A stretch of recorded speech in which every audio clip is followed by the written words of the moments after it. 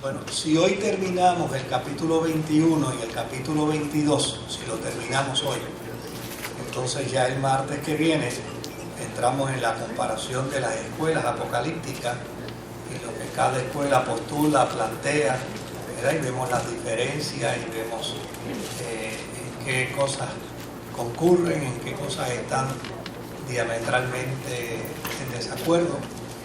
Y obviamente en ocasiones pasadas hemos dado el estudio de Apocalipsis y hemos querido invitar a personas de esas escuelas para que vengan, pero lamentablemente ellos han aceptado venir, pero para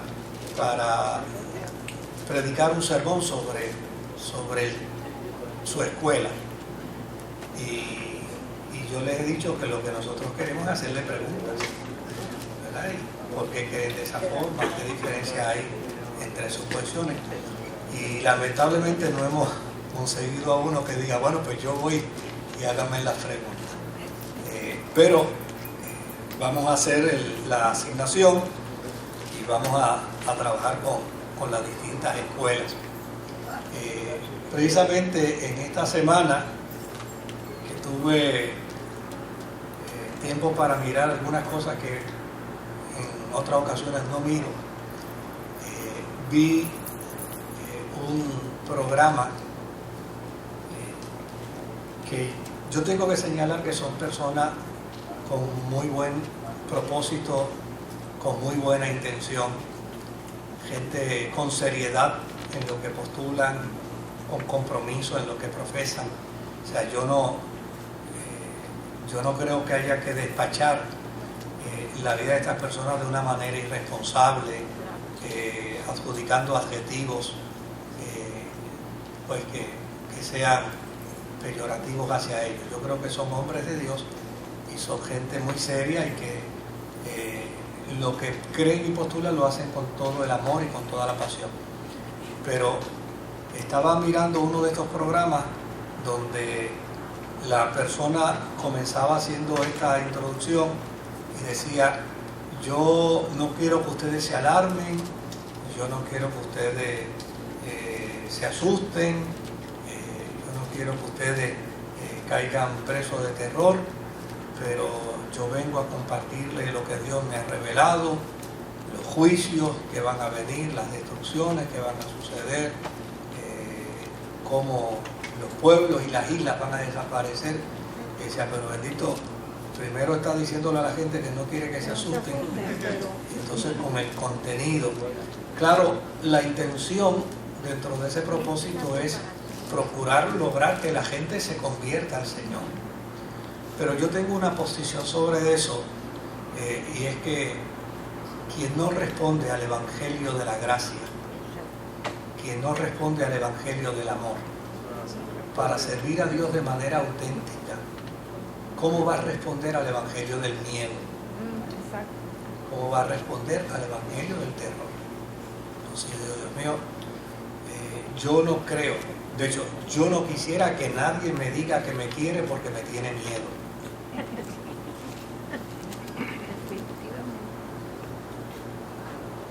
Yo no, bajo ninguna circunstancia. O sea, que una persona, imagínese que mis hijas porque me tengan miedo me digan que me quieren. O mi esposa porque me tenga miedo me diga que me quiere. Pues yo no quiero que nadie me quiera por miedo. Pues tampoco pienso que en el Evangelio debemos amar a Dios por miedo. La respuesta del Calvario es una respuesta de amor. Y yo creo que el hombre debe responder a ese grito de amor, como lo plantea Juan, porque de tal manera amó Dios al mundo. La gente debe responder por amor, no por miedo. Y desde luego, pues, yo no pongo en tela de juicio. El libro de Apocalipsis plantea juicios contra el malo. Y no pongo en tela de juicio de que un día Dios confrontará la maldad, porque la maldad tiene que acabar. Tiene que acabar. Y el ser humano, obviamente, ha caminado a darle culto al mal, al punto de que hoy a lo malo le llaman bueno y a lo bueno le llaman malo.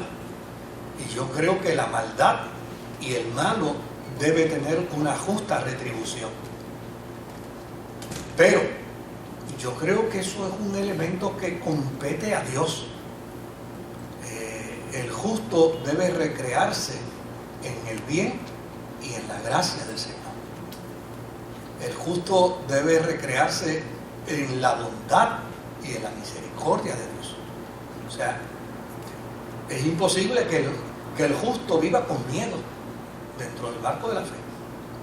Entonces muchas veces cuando uno mira estas escuelas, uno lo que descubre es precisamente que a quien le infunden miedo es al justo. Y cuando uno mira el final del libro de Apocalipsis, el planteamiento es extraordinario. El Espíritu y la Iglesia dicen: ven, Señor Jesús. O sea, el anhelo más grande que debe haber en el corazón de todo hombre, de toda mujer cristiana, es que Jesucristo venga. Que Jesucristo venga. Ese debe ser el anhelo más grande. El anhelo más grande en el corazón de cada cristiano y de cada cristiana. Pero no puede ser un anhelo a base de miedo, ni puede ser un anhelo a base de terror, porque precisamente los destinatarios del Apocalipsis estaban llenos de miedo y no se les podía meter más miedo.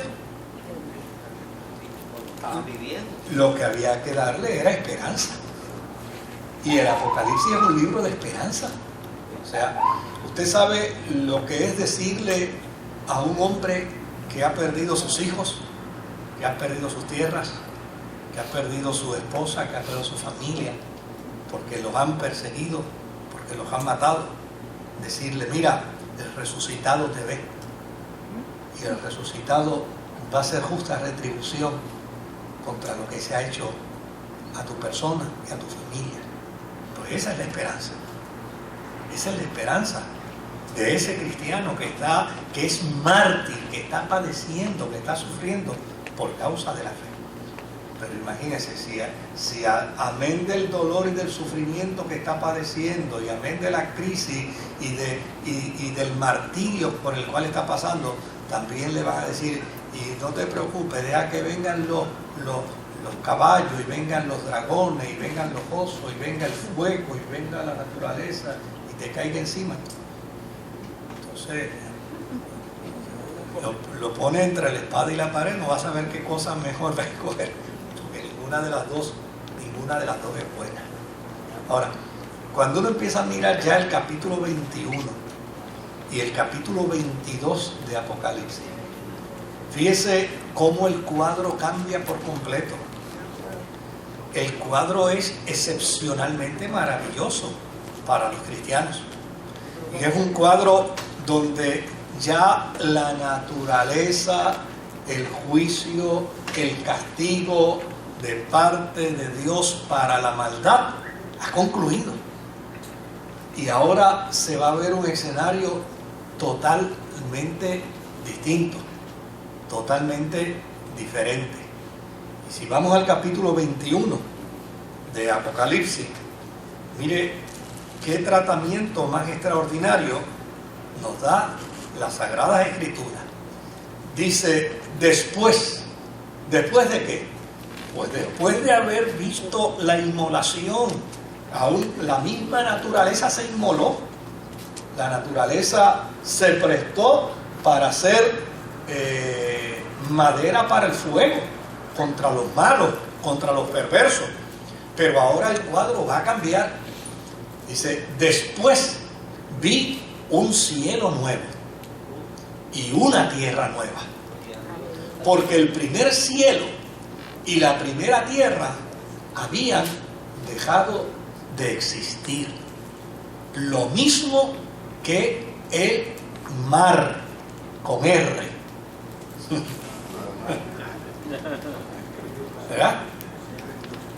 Vi además la ciudad santa, la nueva Jerusalén, que bajaba del cielo procedente de Dios, preparada como una novia hermosamente vestida para su marido.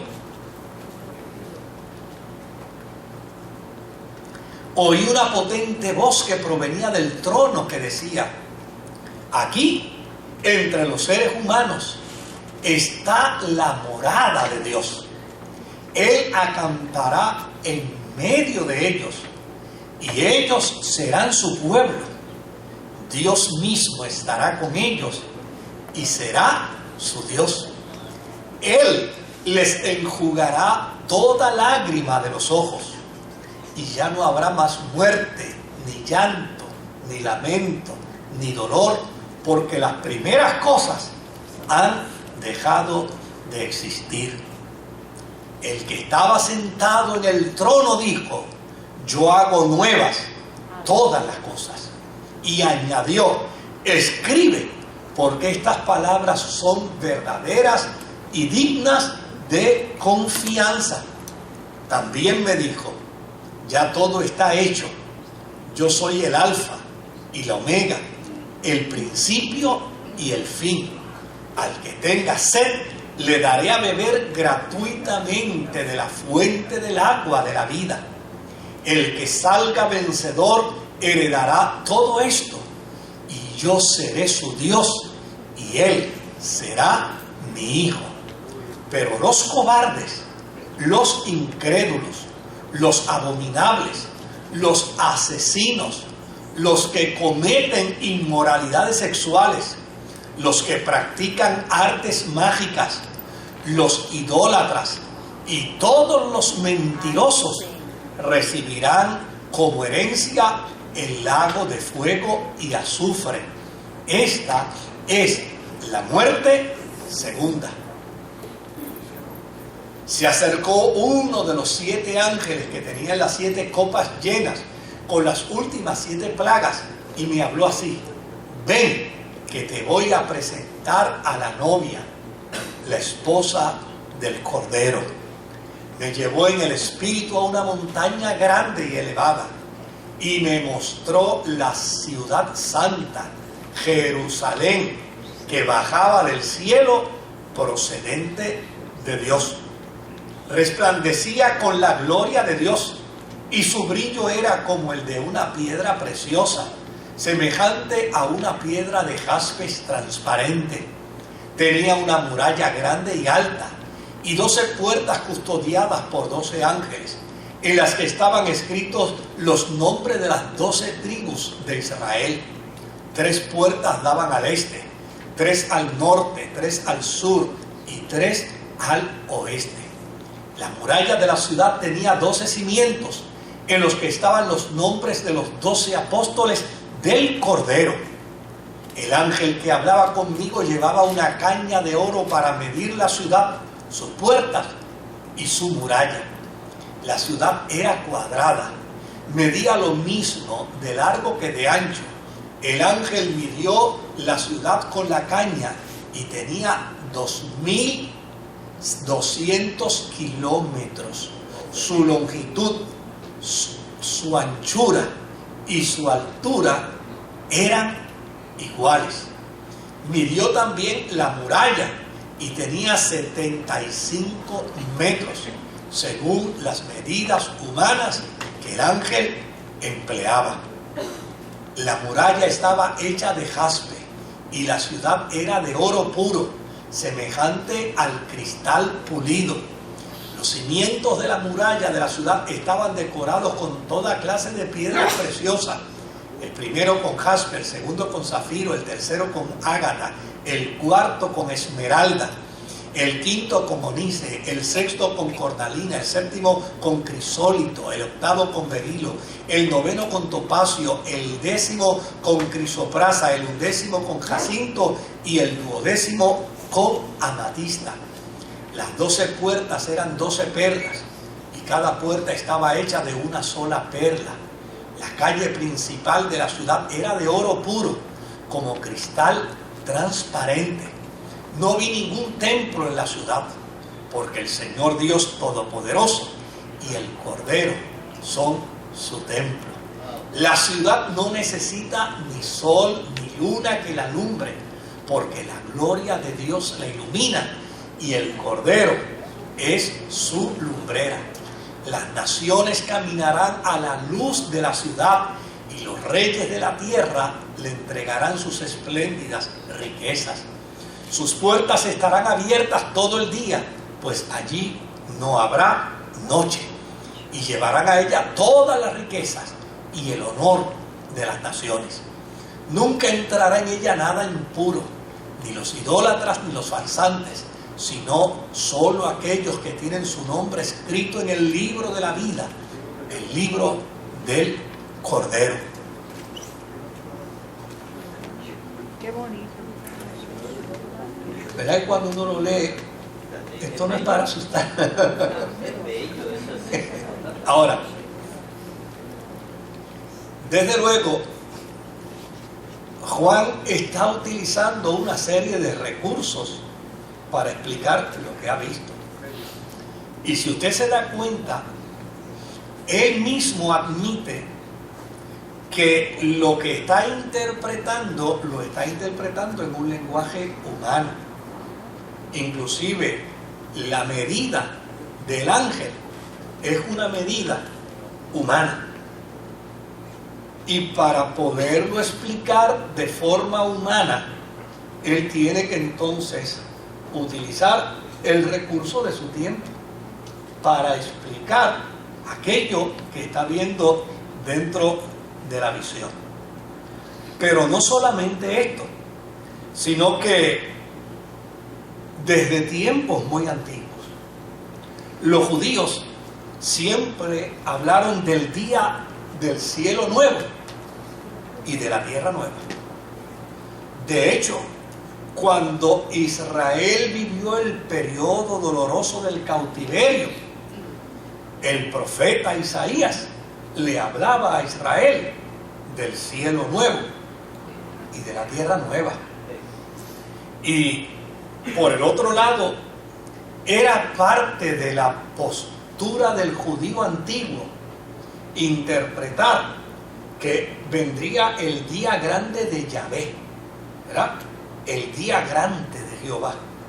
Y ese día grande no era sino un día donde Dios tomaría venganza del mal, acabaría el mal, y entonces una vez el mal hayase extinguido, comenzaría una nueva cosmovisión, una nueva esfera de vida, donde se describía como un cielo nuevo y una tierra nueva. Ahora, desde luego, dentro del contexto en el que Juan escribe, hay tristeza, hay pecado, hay muerte y hay dolor. Tristeza en el corazón de los cristianos, porque desde luego, por más espiritual que llegue el nivel de un ser humano, la tristeza es parte de la humanidad. Por eso yo fui enemigo toda mi vida de aquel corito que decía, no puede estar triste. Yo decía, pero mira qué cosa es esta. ¿Cómo que ahora me van a decir a mí que si estoy triste no tengo a Cristo? Si el mismo Jesús admite que su alma está abatida en tristeza hasta la muerte. Yo decía, no. Entonces, aquí está ese cuadro. La tristeza por parte de los cristianos. El pecado por parte del mundo griego, que obviamente era un mundo entregado totalmente a la inmoralidad. La muerte, que era la experiencia que estaban experimentando los cristianos, y el dolor, que era precisamente la experiencia vivida por ellos como consecuencia de la persecución. Pero ahora, en esta experiencia del capítulo 21 de Apocalipsis, cuando el mal sea extinguido, la gran noticia es que no habrá tristeza, que no habrá pecado, que no habrá muerte y que no habrá dolor.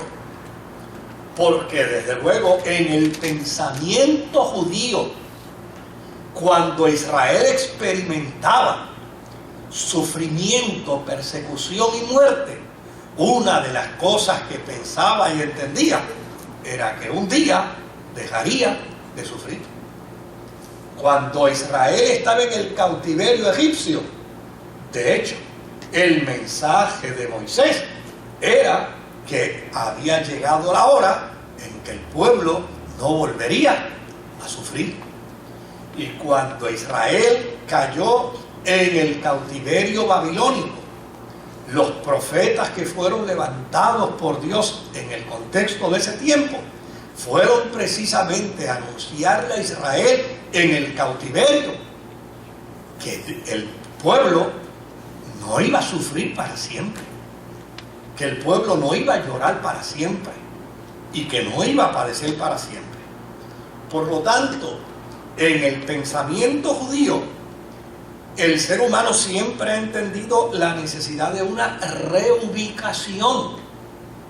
Aún la gente que no conoce a Dios es como si fuera un elemento que está dentro de la misma condición de la naturaleza. Algún día el mal se acabará. Algún día la maldad dejará de existir. Algún día el perverso dejará de existir. Y de hecho, hay una expresión en la Sagrada Escritura que dice que la naturaleza misma gime como una mujer de parto, anhelando precisamente el retorno de Dios. ¿Por qué? Porque es como si fuera un grito de la misma naturaleza, en esa profunda expectación de que un día algo bueno habrá de suceder. Ahora, por el otro lado, de momento el que lee el capítulo 21 dice, y el mar, no el mal deja de existir, pero el mar también va a dejar de existir. Y desde luego, los que son amantes de la pesca y los que son amantes de la playa pueden caer en crisis emocional, ¿no? Espérate, pero me van a quitar el mar. Lo que pasa es que esto hay que verlo dentro de su contexto. Mire, todavía hoy, aquellos que tienen sueños donde están en el mar, todavía hoy, y van donde alguien que tenga esas destrezas, ¿no?, de interpretar sueños, que yo creo que hay gente que tiene esa destreza. Lo primero que interpreta es que cuando alguien sueña con el mar es sinónimo de tormentas, de naufragios, de incertidumbres. Óigame, en el mundo moderno usted cierra sus ojos cuando quiere disfrutar de un viaje imaginario y donde usted mejor se coloca en un crucero, ¿verdad? Pero en aquel tiempo, no en 500 años atrás, cuando Cristóbal Colón decía que él quería ver, ¿qué le decía a la gente? Muchacho, tú no sabes que cuando tú llegues al final te vas y te vas a encontrar con los grandes monstruos del mar, con los monstruos marinos, y vas a tener que pelear contra ellos, porque la mitología estaba llena precisamente de monstruos que radicaban en el mar. Por lo tanto, dentro del contexto en el que Juan explica Pues mira, para nosotros que nos diga Juan hoy, el mar no va a existir. Aquí hoy no está, pero hay un hermano que viene con su esposa, que es pescador de profesión. Pues yo cuando pensaba en esto decía, Dios mío, esto hay que explicarlo bien, porque ese hombre, pues, si yo no vuelvo a la iglesia me van a quitar mi profesión en el cielo. Pues para una persona, en el tiempo de Juan, oigan, si dejaban el mar la posibilidad de que volvieran las cosas a dañarse, eran del 100%. El mar tenía que dejar de existir. De hecho, los egipcios decían que una de las cosas que más les rebelaba a ellos contra el mar era que el mar se tragaba el Nilo.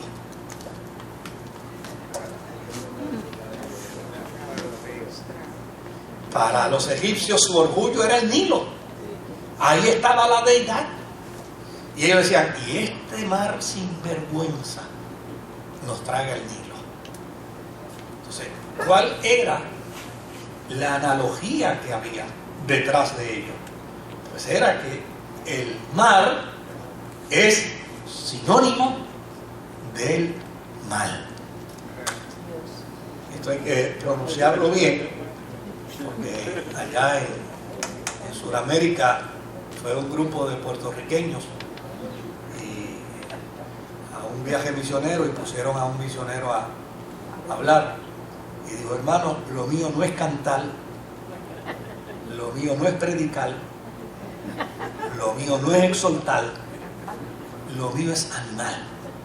Yo animo a los hermanos en el culto.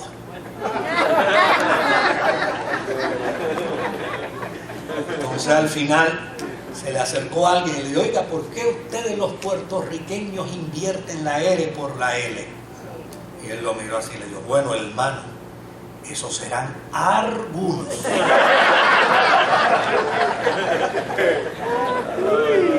No nos sintamos mal, porque nosotros invertimos la R por la L como parte de la herencia española. Los andaluces nos invitaron a cambiar la R por la L. Así que... Sí, así que lo hablamos con orgullo, ¿verdad? Pero aquí es importante que lo veamos dentro de esa realidad, dentro de ese contexto. El mar es sinónimo del mal. Así que esto es un pasaje bíblico bien puertorriqueño. Ahora, ¿qué es lo próximo que viene en la visión del capítulo 21? Jerusalén será reconstruida. ¿Cuándo fue que Jerusalén fue destruida? Por última vez, en el año 70. Y esto se está escribiendo en el año 95. Es decir, que han pasado unos 25 años, más o menos, 20, 25 años, donde Jerusalén y los judíos vivieron la dolorosa experiencia de su ciudad destruida y del templo derribado. Y desde esa fecha hasta hoy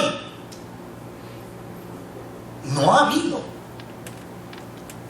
un nuevo templo.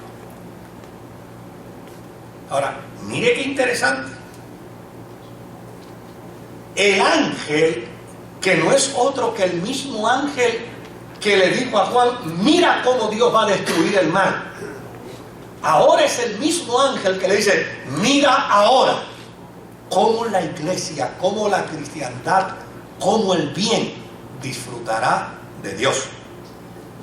Y desde luego, ahora le plantea una nueva ciudad.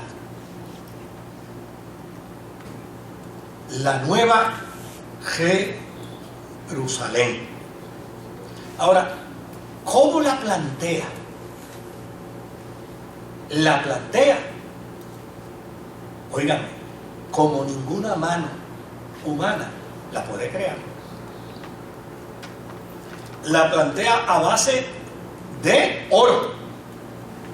y de perlas preciosas y de joyas preciosas.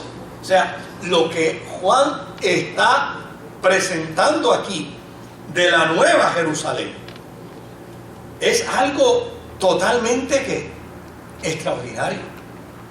No hay ni siquiera en la mano del artista la capacidad para poder plasmar en el papel lo que Juan está describiendo en la visión. No hay forma. Una ciudad en oro puro, con mar en oro que parece cristal, con puertas de perlas, o como de perlas, y con una serie de descripciones que se salen de la realidad del pensamiento de cualquier arquitecto. O sea, a ningún arquitecto se le ocurriría hoy decir: voy a construir una ciudad y la voy a hacer a base de oro y la voy a hacer a base de piedras preciosas y de perlas. ¿Con qué dinero? No hay manera.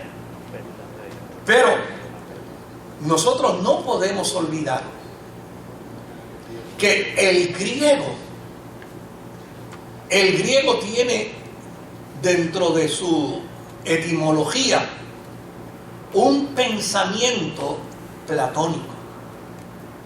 Y en el mundo platónico estaba lo que se conocía como el mundo ideal y el mundo de las sombras y el mundo de las ideas, ¿verdad?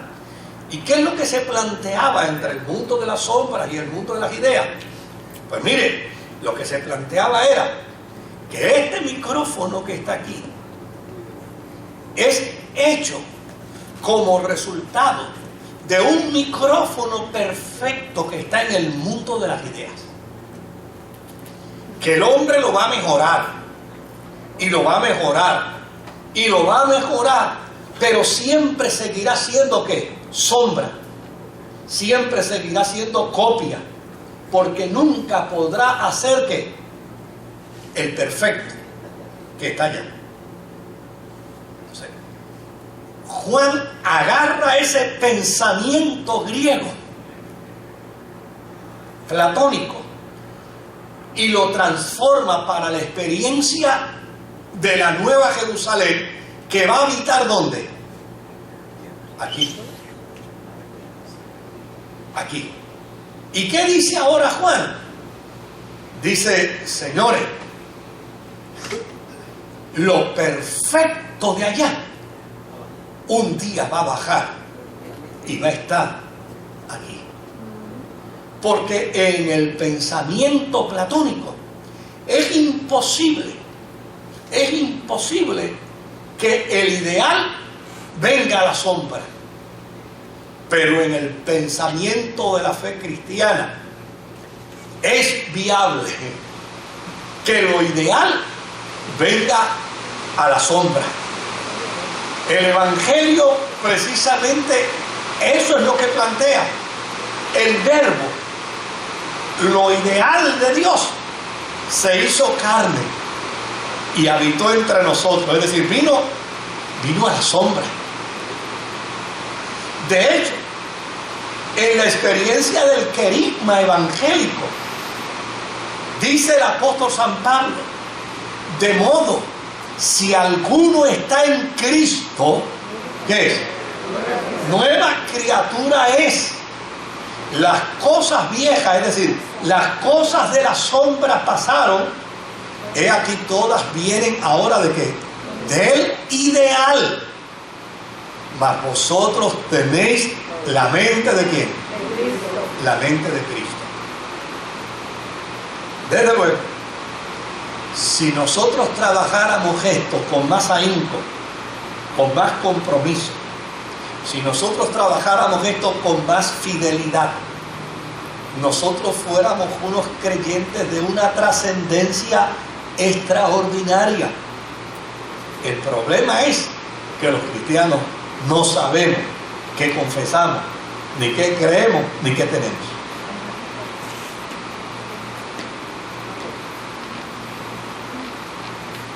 Todavía estamos en el ABC de la vida cristiana. Yo miraba todas estas cosas a lo largo de estos días y decía, Dios mío, qué cantidad extraordinaria hay aquí de sermones de concienciación para nosotros los cristianos, que a veces nos parecemos más árboles de bonsái, ¿verdad? Con muchos años de viejo, pero seguimos siendo enanos, que no hemos crecido en la fe, que no hemos trascendido en la esperanza, que cualquier cosa nos intimida, cualquier cosa nos amedrenta, que seguimos utilizando un lenguaje y un pensamiento tan infantil,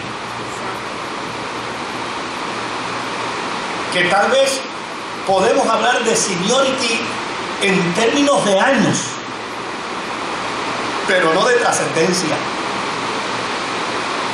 No de trascendencia. Y aquí el mensaje es claro. Juan está diciendo a los cristianos, mira, el pensamiento filosófico platónico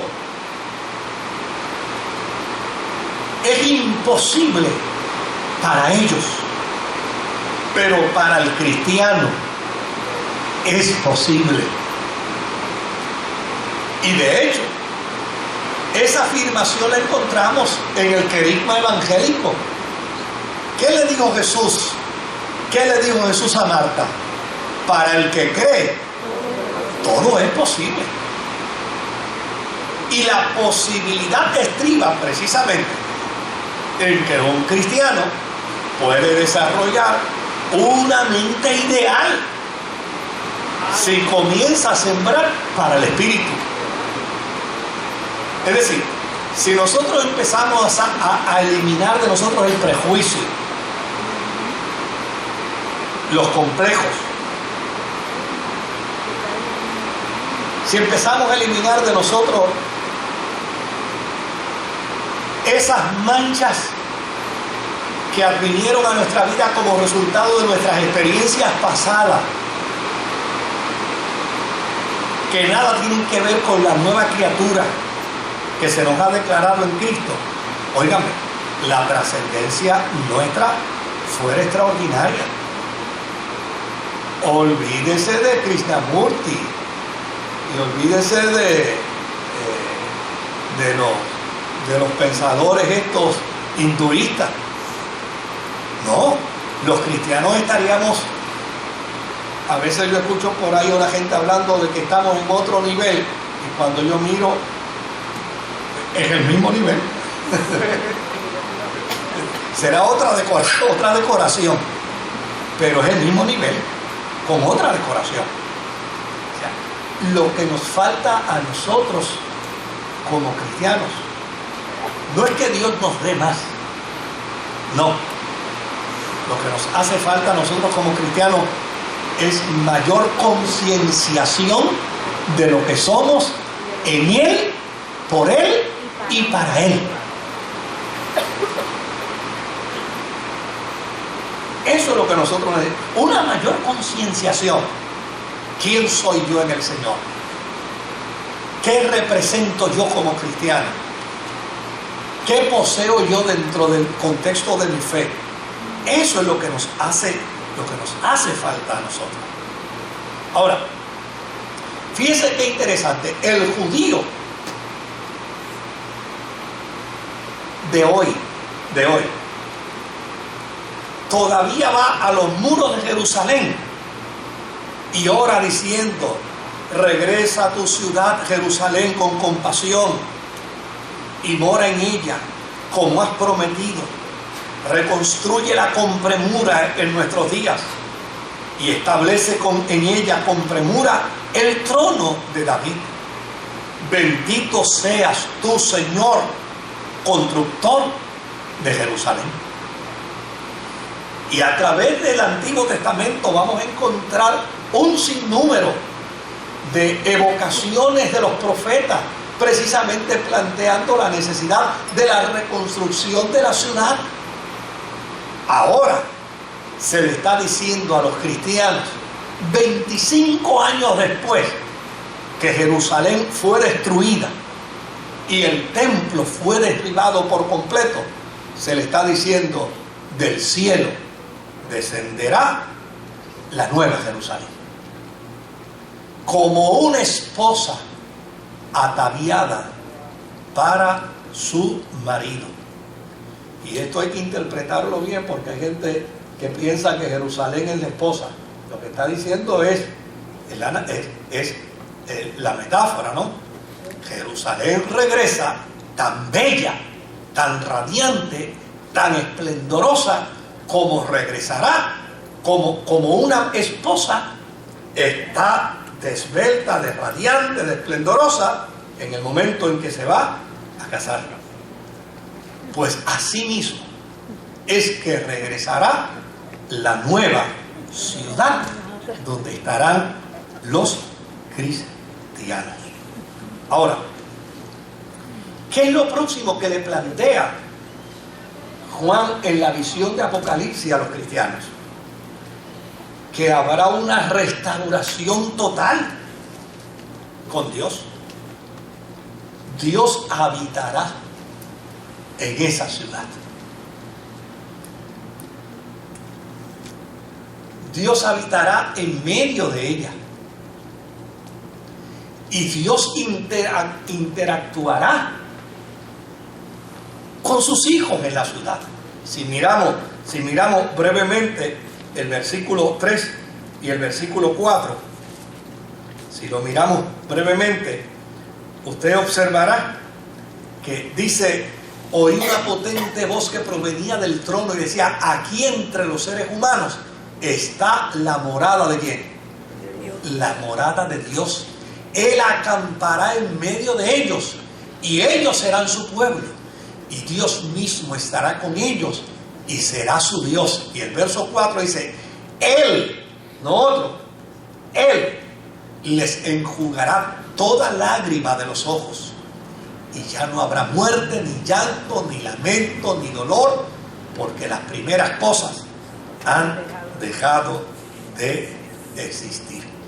Es decir, que para Juan, juntamente con la ciudad de Jerusalén, la nueva Jerusalén, vendrá una restauración total del hombre en su relación con Dios. ¿Qué fue lo que se perdió? ¿Qué fue lo que se perdió en el Edén? Pues lo que se perdió en el Edén fue la relación con Dios. Pues ahora Juan está diciendo: cuando el mal deje de existir, entonces el hombre tendrá una estrecha interrelación con Dios.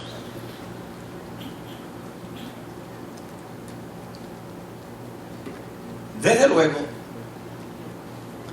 Pablo en un momento dado dice que todo lo que puede darse en el Antiguo Testamento es sombra de lo que había de venir.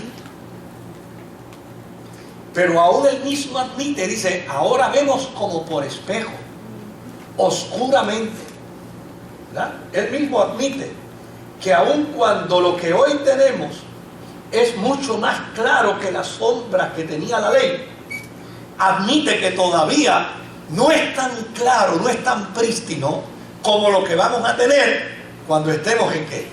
En la eternidad con Dios. Desde luego, en la antigüedad, los judíos en el desierto tuvieron un encuentro con Dios en una tienda de campaña que le llamaban el tabernáculo. Y luego de ello, Israel tuvo un encuentro con Dios en un templo que se lo derribaron y se lo destruyeron. Lo volvieron a reconstruir y desde luego se lo volvieron de nuevo a destruir.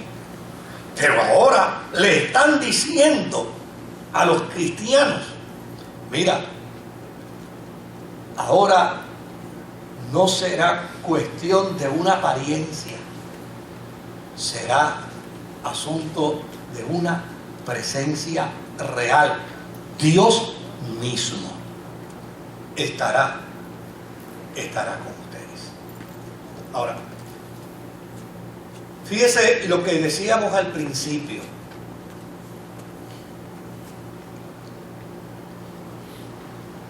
Uno no puede perder de perspectiva que el Apocalipsis es un documento futurista y que la esperanza dentro de ese contexto futurista tiene que estar arraigada en el corazón de cada cristiano. De hecho, el término que utilizaban los cristianos antiguos era Maranatá, que quería decir ¿qué cosa? Cristo viene, el Señor viene. O sea, la iglesia nació en la gloriosa expectación del retorno de Jesucristo. A lo largo de estos días, obviamente con la partida del evangelista Gigi Ávila a la presencia del Señor, pues yo he escuchado a muchos predicadores por ahí dando gritos de que hay que volver de nuevo a reavivar la llama del anuncio de la venida de Jesucristo. Y bueno, reavívenlo ustedes, si no lo han hecho, yo no tengo que reavivar. A mí no me manden a reavivar lo que yo siempre he estado planteando. O sea, yo creo que la iglesia del Señor no es distinguida por dogmas. La iglesia del Señor es distinguida por el anhelo ardiente de que Jesús vuelva. El Espíritu y la iglesia dicen ¿qué? Dicen ven. O sea, el anhelo ardiente de que Jesús vuelva es el distintivo más grande que debe tener el cristiano, que debe tener la iglesia. O sea, que este distintivo en algunas ocasiones ha sido rechazado por algunos cristianos por el hecho de que lo han convertido en un planteamiento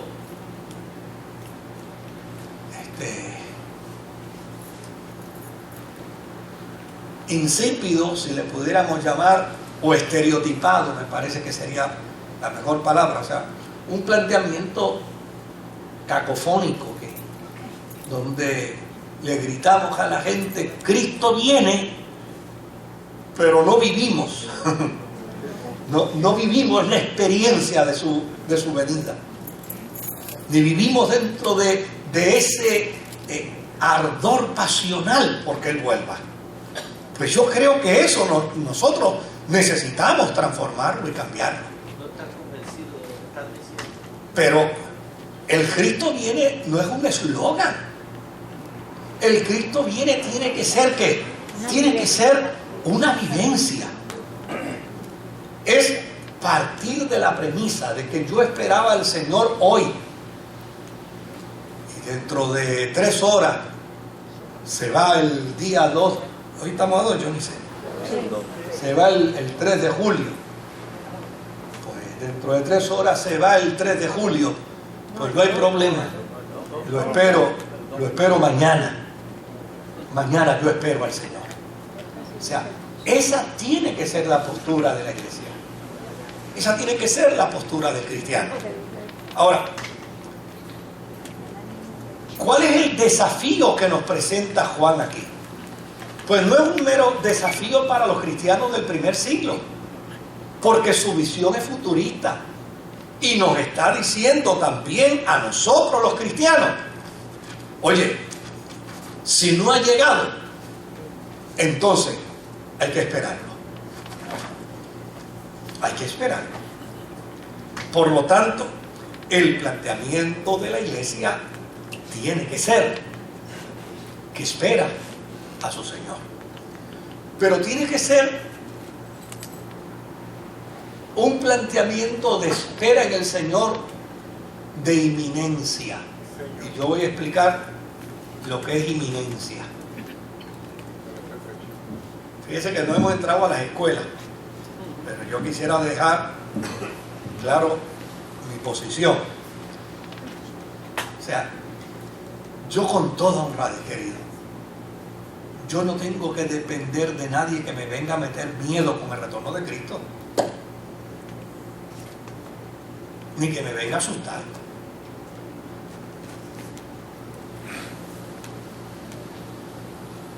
Ni dependo de estar mirando los periódicos para saber si está cerca o si está lejos.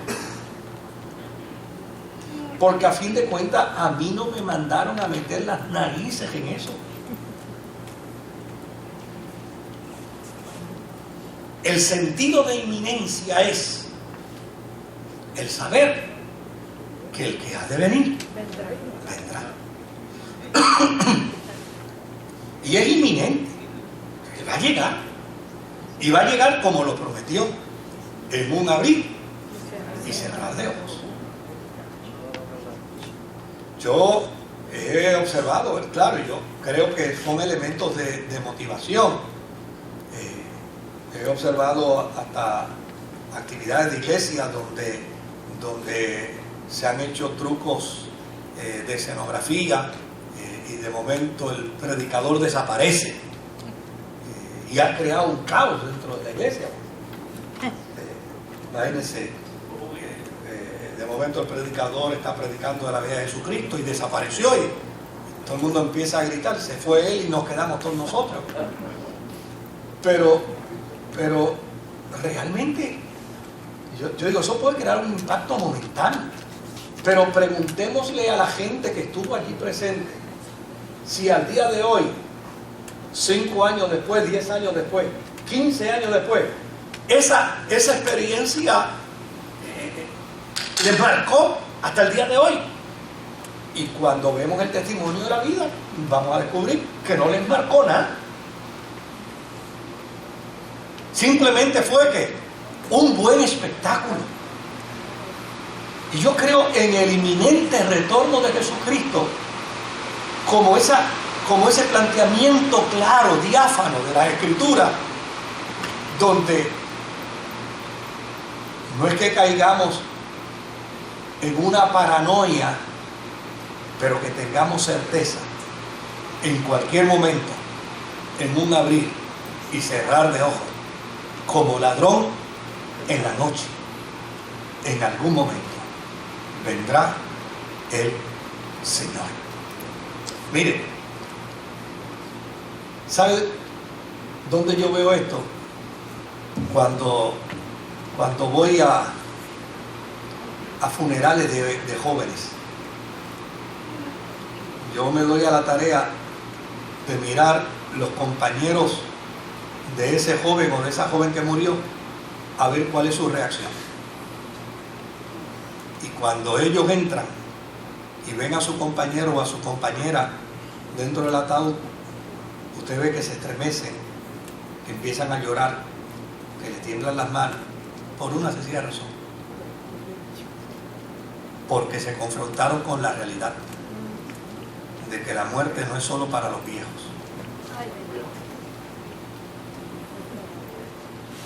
Que la muerte también es para ellos.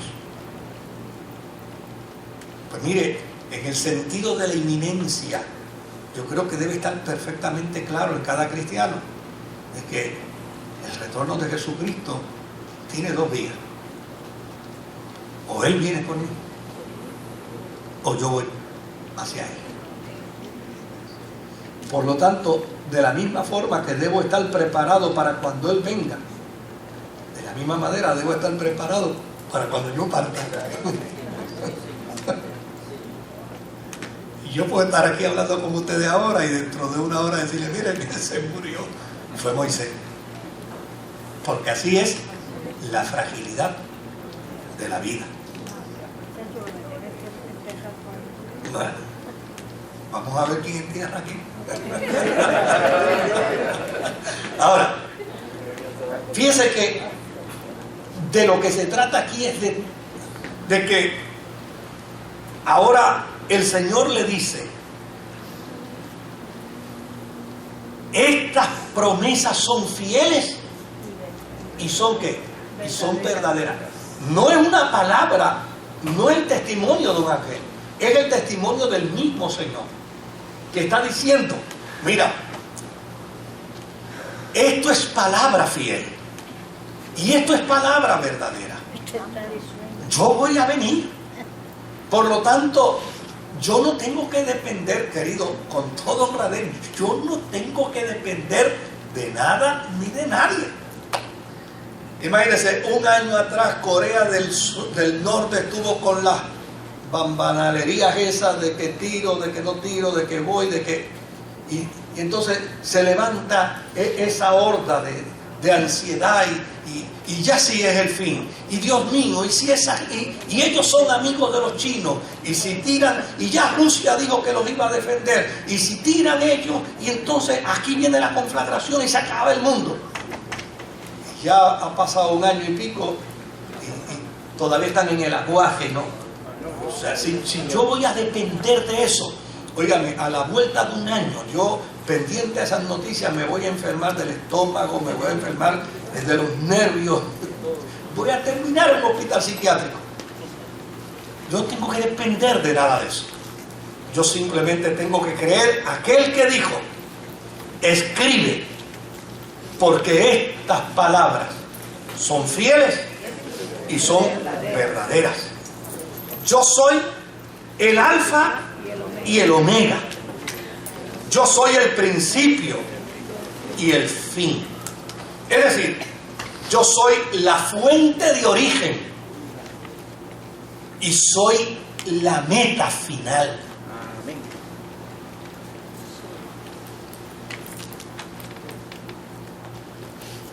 Y de inmediato, comienza entonces con una serie de bienaventuranzas. Versículo 7 y versículo 8. Mire las bienaventuranzas. El que salga vencedor. Oiga, si yo estoy leyendo esto en el contexto del año 95, si yo lo estoy leyendo, el que salga vencedor, ¿qué está diciendo entonces? El que se enfrente al imperio romano, el que no le tema a que lo maten, el que no le tema a la hoguera, el que no le tema a la muerte, el que salga vencedor heredará todo esto y yo seré su Dios y él será mi hijo. Y note bien, pero los cobardes, los incrédulos, los abominables, los asesinos, los que cometen inmoralidades sexuales, los que practican artes mágicas, los idólatras y todos los mentirosos recibirán como herencia el lago de fuego y azufre. Esta es la segunda muerte. Mire, vea esto en el año en que se escribió y ya usted verá lo que usted va a descubrir. Los cobardes. ¿Qué se le está diciendo a los lectores del año 95? Mire, el cobarde aquí es aquel que no está dispuesto a morir por Jesús y prefiere renegar la fe. Y en aquel tiempo hubo muchos cobardes. Si le daban la oferta, reniega a Jesús y vivirás. Afirma que Él es el Kyrios y aquí en la hoguera te echamos.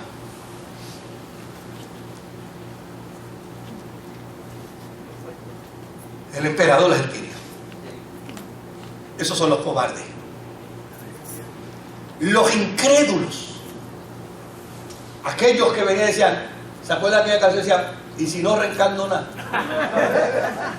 Ven acá, y si todo esto no es cierto, ¿será verdad que yo por causa de Jesús muera y me toque la eternidad? Los incrédulos, los abominables, es decir, los que se contaminan, los asesinos, los que matan a los cristianos, los que cometen inmoralidades sexuales, Porque si algo distinguía a Roma en ese tiempo, era que Roma era un antro de inmoralidad sexual. Cualquier parecido ahora es pura coincidencia. Los que practican artes mágicas, los idólatras y todos los mentirosos recibirán como herencia el lago de fuego y azufre. Esta realmente es la muerte segunda. Es un desafío. Aquí le está diciendo, mira, esto es lo que Dios les va a dar si ustedes son fieles. Y esto es lo que les espera si caen en infidelidad. Jesús había dicho con antelación, no temáis a los que matan ¿qué? El cuerpo. Más bien temed a aquel que tiene el poder para echarlos en el fuego. Ese es el gran desafío que se está haciendo aquí a los cristianos. Ahora, estas bienaventuranzas son para los vencedores.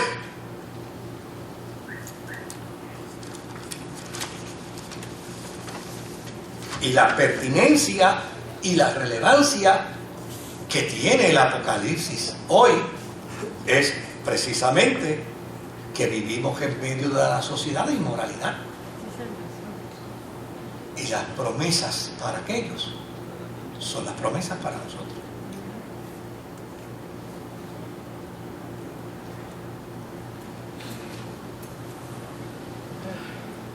Del verso 9 al verso 27,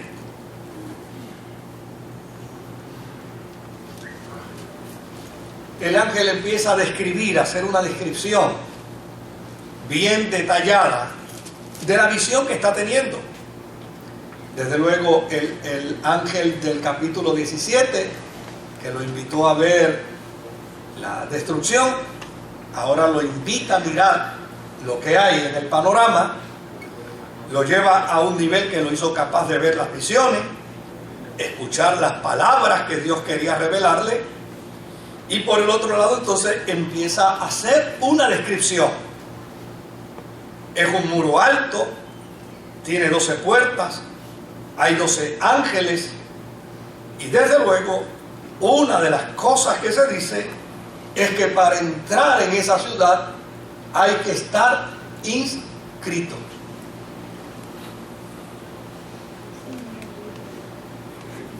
Y esa inscripción es parte del querigma cristiano. Jesucristo dijo, si me confesares delante de los hombres, yo también te confesaré delante de ¿qué? Delante de mi Padre que está en los cielos. Por lo tanto, la iglesia se reafirma en que la salvación eterna adviene como consecuencia, como resultado de ¿qué? De la confesión que se haga aquí en la tierra. Ahora, fíjese lo interesante de este planteamiento. Lo interesante de este planteamiento es que,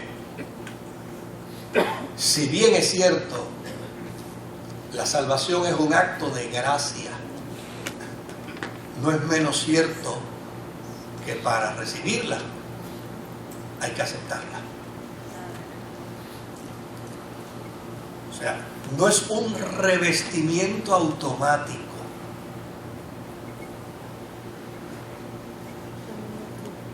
Mire que a mí muchas veces la gente me dice, tú estás más cerca de Calvino que... Yo no sé si yo estoy más cerca de Calvino. Yo prefiero ser bíblico. Yo no tengo ningún problema en afirmar que la salvación es un acto de gracia y punto. Pero no es un revestimiento automático. Porque fíjese que dice que para ser alcanzado por la gracia es necesario confesar. Si confesar es con tu boca. Es necesario creer. Y aunque el bautismo no es un mérito salvífico, pero demarca y plantea qué cosa: el que creyere y fuere ¿qué? Y fuere bautizado. O sea, ¿en qué sentido la salvación es un acto de gracia? Bueno, en el sentido de que no es por obra, que yo no tengo que pagar nada por ser salvo, que de hecho ni pago nada por ser salvo, ni tampoco pierdo la salvación por capricho de nadie. En eso yo afirmo el acto de la gracia y la salvación. Porque el problema de que yo pierdo la salvación por capricho de la gente es cuando se enteran de los errores que he cometido. Mientras nadie se entera de un error mío, yo soy el santo más grande. Porque yo me caigo de la gracia no cuando cometo un error, yo me caigo de la gracia cuando la gente se entera que cometí un error. No sé si me estoy haciendo entender bien. O sea, mientras yo cometa el error y nadie se entere, todo el mundo dice, la verdad, su nombre es un santo. Pero cuando la gente se entera, entonces, oye, fulano de tal se cayó de la gracia. Digo, vean qué cosa esta. Porque ellos se enteraron es que me caí. No fue porque cometí el error. Entonces, en eso yo afirmo la gracia. Yo no pago nada por ser salvo. Pero no hay nada que me pueda separar a mí del amor de Dios que es en Cristo Jesús. Ahora, por el otro lado, no me dijeron, por nene lindo, vete que te voy a salvar. No. Confiesa, si confesares con tu boca que Jesucristo es el Señor y creyeres en tu corazón que Dios le resucitó de entre los muertos, será que serás salvo. Pero note también todos los otros planteamientos, porque a estos por cobarde no los dejan entrar, por mentirosos no los dejan entrar, por practicar inmoralidad sexual no los dejan entrar, por practicar brujería no los dejan entrar, por incredulidad no los dejan entrar. Entonces hay una acción colaborativa, y esa acción colaborativa no depende de la gracia. ¿Depende de quién? Depende de mí. Entonces, ojalá algún día yo pueda terminar el libro que llevo un montón de años escribiendo, no lo he terminado. Pero precisamente se trata de eso. Se trata de eso. De la centralidad del Evangelio. De cómo podemos vivir un Evangelio en el centro. Porque, oiga, hay una gente, bendito sea el Señor, que si usted comete una falta, el Señor se le fue. Y si se reconcilió, el Señor volvió. Pero si al otro día cometió otra falta, se le volvió a ir de nuevo el Señor. Entonces el Señor se pasa entrando y saliendo, entrando y saliendo. Entonces se ven acá, pero ¿qué evangelio es? No, querido. O sea, cuando Dios decidió entrar, Él decidió entrar conociendo mi naturaleza humana.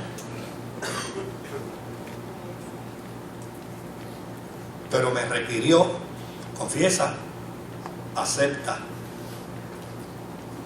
renuncia,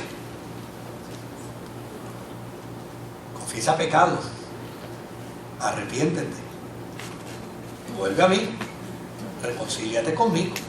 O sea, no se trata de hecho, a veces yo he escuchado con la gente, porque lo que es interesante en esto es que los que más afirman la soberanía de Dios, muchas veces en este caso son los que niegan precisamente estos preceptos. Oye, ven acá, entonces tú declaras a Dios soberano, pero le dices a Dios: tú eres soberano, pero yo hago lo que me dé la gana y como quiera tú me tienes que salvar.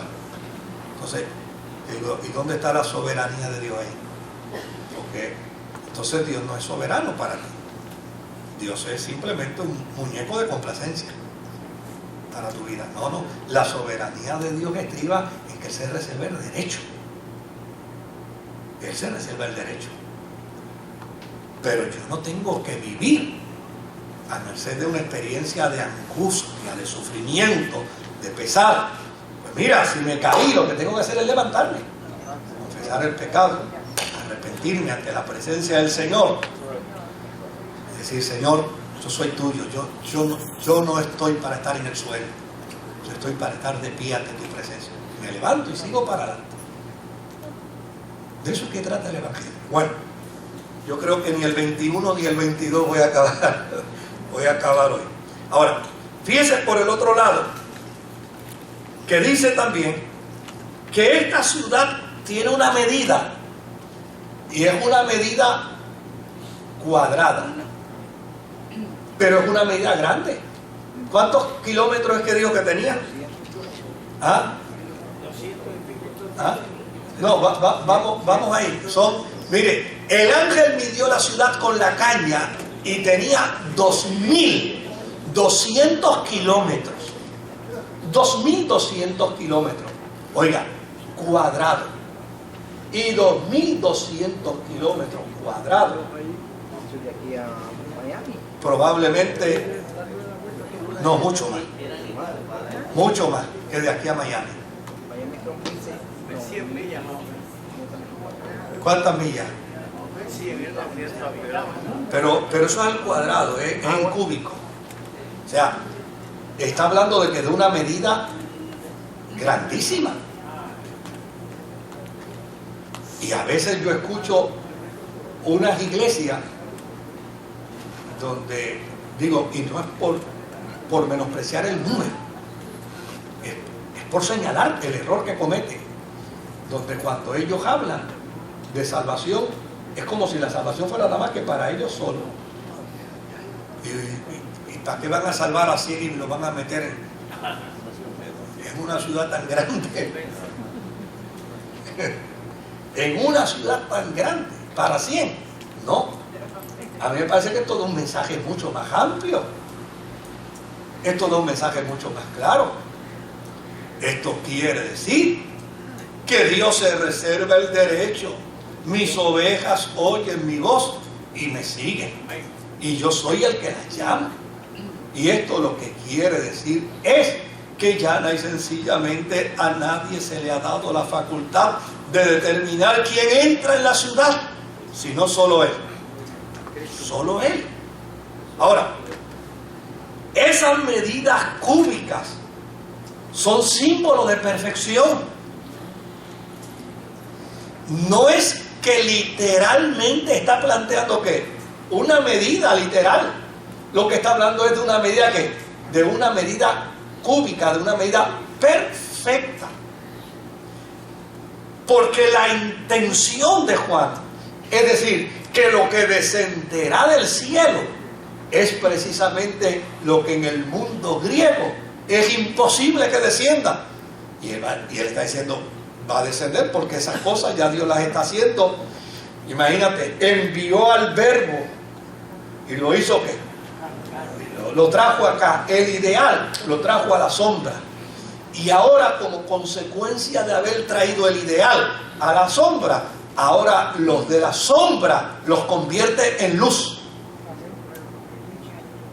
y los hace nuevas criaturas, con la mente del ideal, con la mente de Cristo. Si uno empieza a enarbolar todo ese pensamiento, todo ese planteamiento, y desde luego la intención de Juan, si usted mira bien las 7 cartas a las 7 iglesias, cuando uno mira este capítulo 21, sabe que está diciendo que hay lugar para todos. Hay lugar para todos.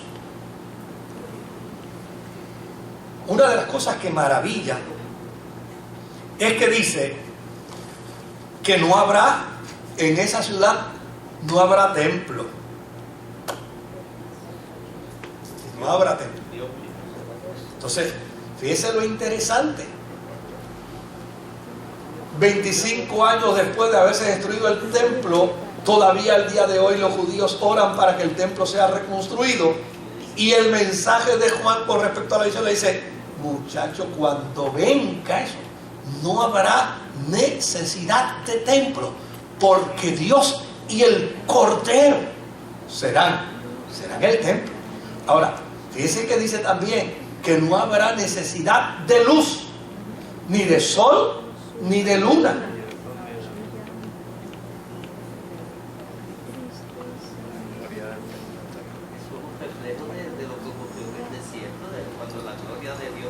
Sí, no habrá. Ahora, fíjense qué dato interesante. Jesús se autodeclaró luz de ¿quién? Luz del mundo. Y declaró a la iglesia como la luz en medio de ¿qué? En medio de las tinieblas. Oiga, cada cristiano en la santa ciudad será una antorcha alumbrante. Y habrá tanto resplandor que no habrá necesidad de sol y de luna. La promesa es futurista. La promesa es extraordinaria. La promesa debe ser arraigada en el corazón de cada cristiano, en el corazón de cada creyente. Todo hombre y toda mujer que sirve al Señor debe afirmar en su corazón el inminente retorno de Jesucristo. De hecho,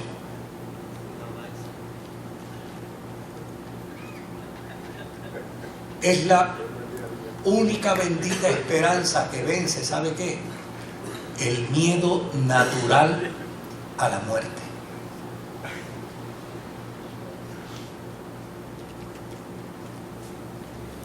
En la medida en que empezamos a hacer realidad en nosotros la esperanza bendita de la eternidad en Jesús, menos miedo le tenemos a la muerte.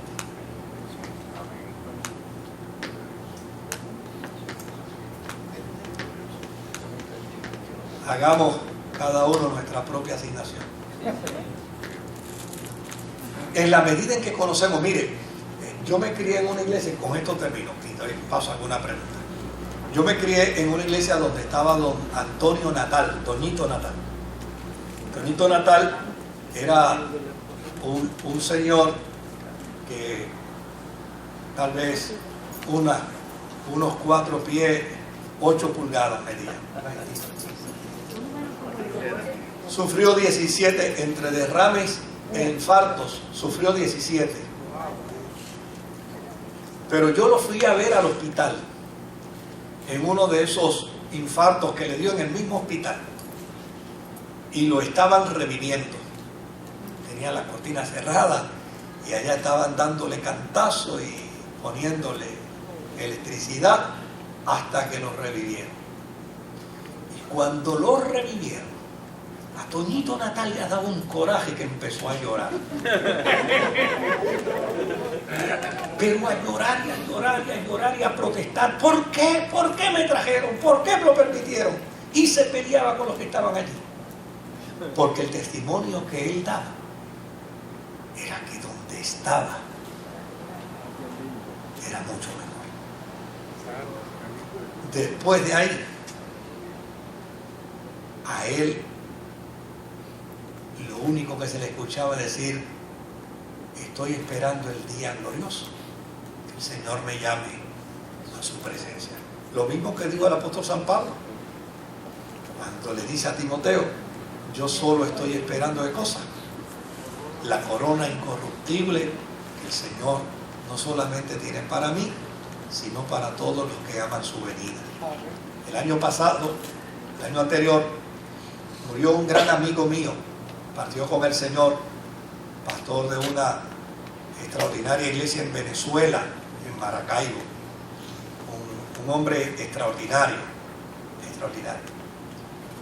Y en la despedida de año, terminando de predicar, salió y una embolia lo tiró al suelo. Los médicos de la iglesia lo revivieron, lo montaron en la ambulancia, volvió y se fue, volvieron y lo revivieron. Él siempre que hablaba de Jesús le llamaba el pescador, por alguna razón muy personal. Él siempre hablaba de Jesús como el pescador. Y lo entran a emergencia y vuelve y se va, y vuelven los médicos de su iglesia y lo reviven. A la tercera vez que lo revivieron, se volvió ahí, y en aquel dolor intenso que tenía, le dijo a los médicos: no me toquen, ustedes no ven que el pescador está frente a mí, esperándome para irse conmigo.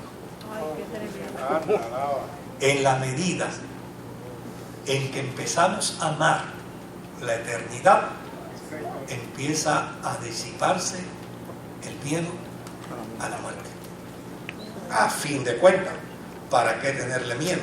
Si como quiera le voy a morir. Una pregunta. Sí, adelante.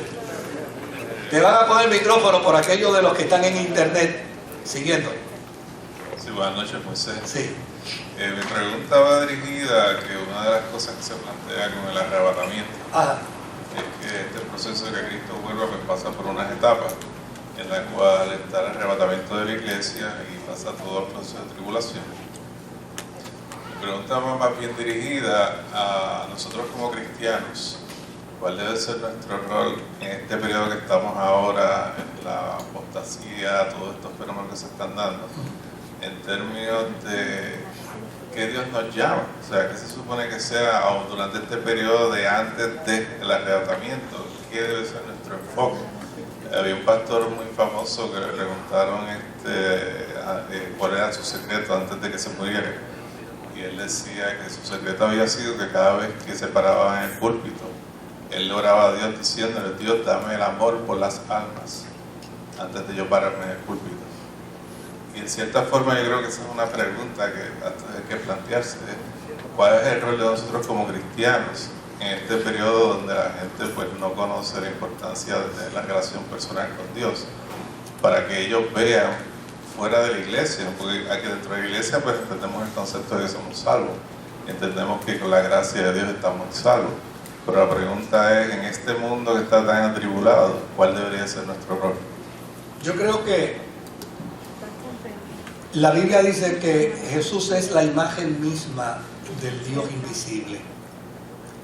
Y el mejor proceso que un cristiano puede hacer es conocer a Jesús e imitarlo. Es en la medida en que conocemos al Jesús de las Escrituras y empezamos a imitarlo que estamos respondiendo al propósito de Dios. Esto no es tan complicado como a veces nos lo quieren hacer. O sea, yo creo que si en cada etapa de mi vida, en cada circunstancia de mi vida, donde yo de momento no tengo una respuesta, antes de actuar, me pregunto: ¿cómo actuaría Jesús? ¿Cómo actuaría Jesús? Y a la luz de las Escrituras encuentro cómo actuaría Jesús sin indumentaria religiosa. Sin indumentaria religiosa.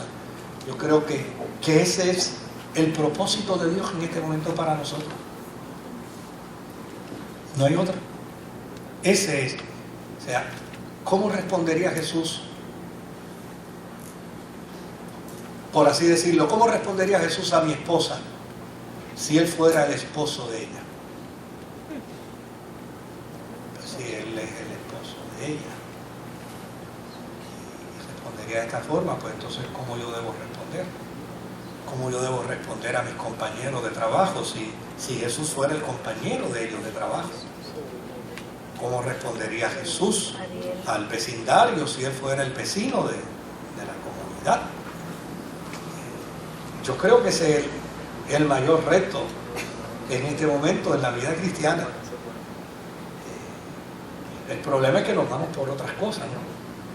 Y por otros requisitos, y a veces requisitos bien mezquinos, que se reducen a dólares y centavos.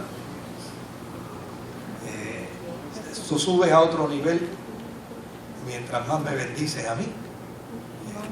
Cuando el mensaje debe ser, sube a otro nivel mientras más bendiga a los que están en tu entorno. O sea, es ese tipo de... Pero Jesús es la clave.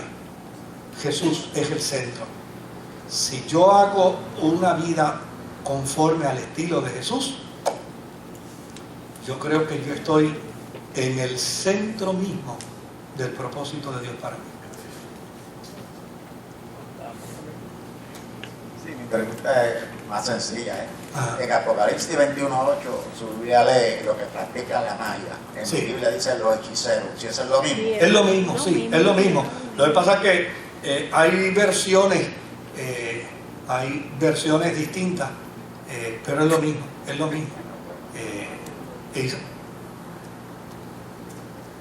Yo no he encontrado en la Biblia, en ningún pasaje bíblico en el Antiguo Testamento, donde Dios esté a favor ni de la hechicería ni de la magia.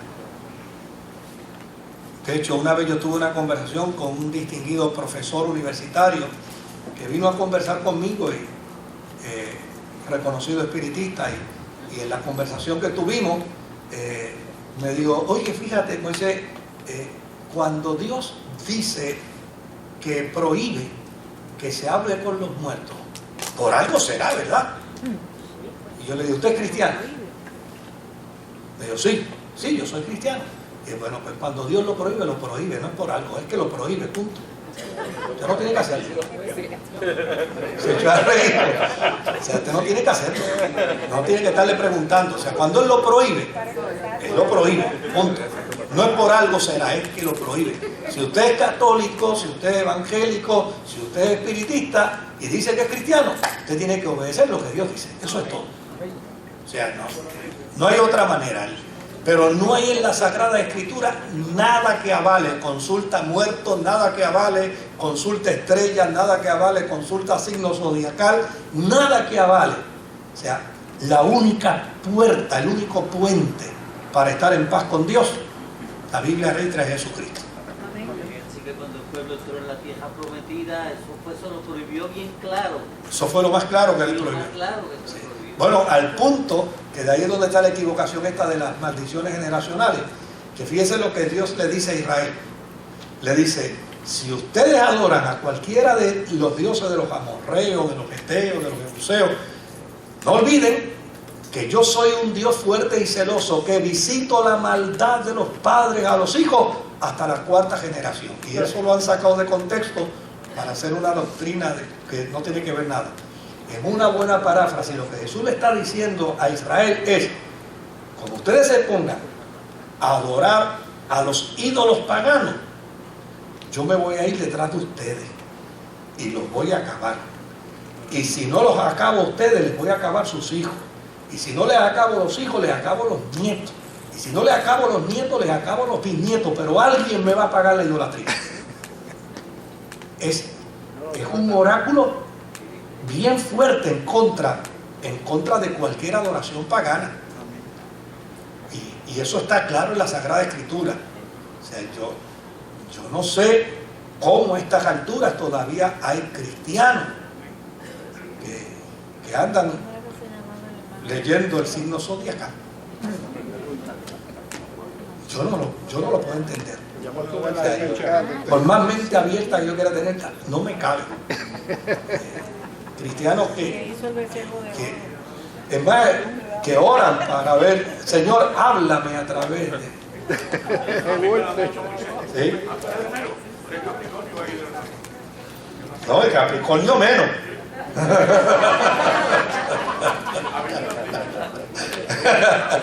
Ay, Jehová. No. Yo soy cristiano. Bueno, no pudimos